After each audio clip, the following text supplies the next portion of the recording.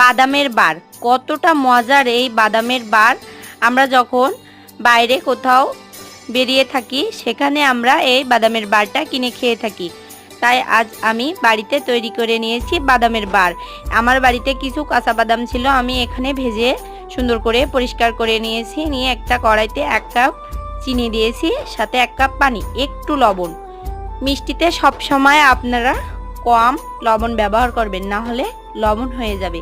এবার এটা আস্তে আস্তে আমি জাল দিয়ে নিয়েছি। দেখুন, যখন ওই চিনি আর পানি একসাথে জাল দিয়ে যে ঘনত্ব একটা রস তৈরি হবে, তখন আমি বাদামটা দিয়ে দেব।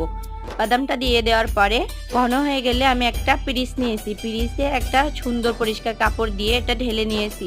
ঢেলে নেওয়ার পরে এটাকে একটু ঠান্ডা হতে দেব। ঠান্ডা হয়ে গেলে এটা শক্ত হয়ে যাবে। শক্ত হওয়ার পরে আমি কাপড়টা তুলিয়ে নিয়েছি। কতটা সুন্দর হয়েছে, খেতে অনেক মজার বাদামের বার।